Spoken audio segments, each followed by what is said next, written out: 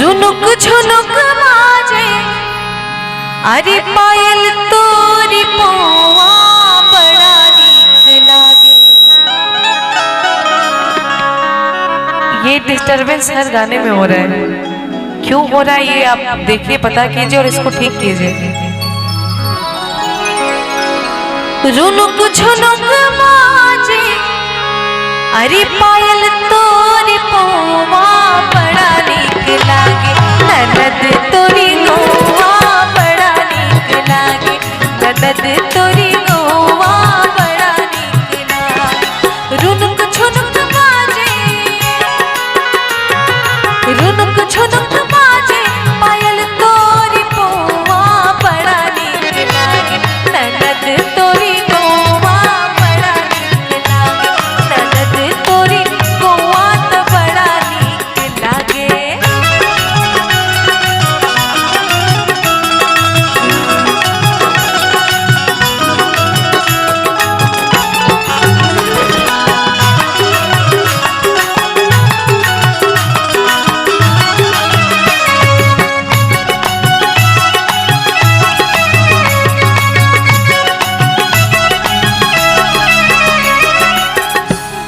निहारी पीपर झर पाती हमरी उमरिया हरे दिन राती।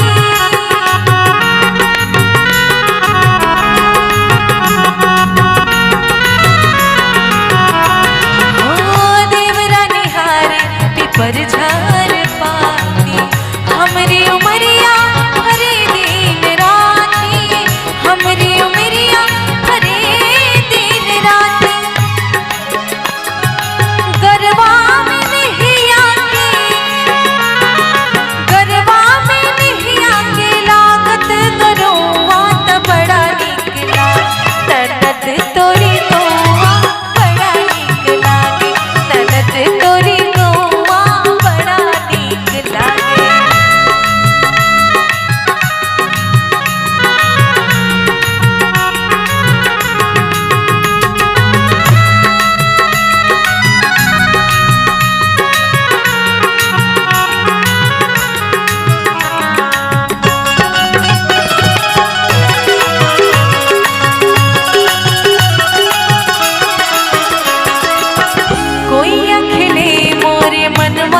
तलैया भवरा भइल बा ननद तोर भैया।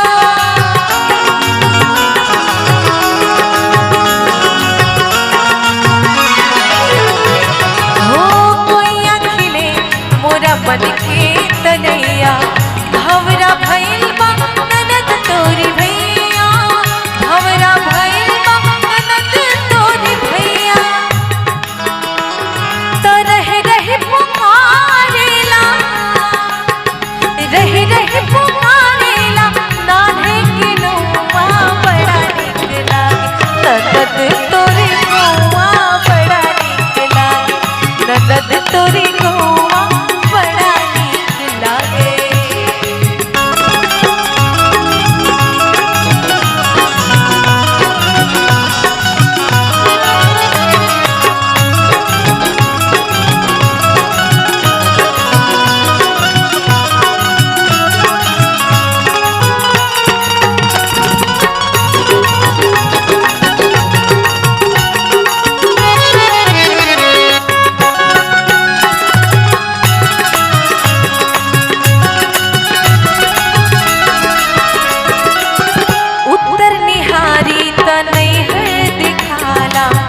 दक्षिण पहाड़ के झरना सुनाला।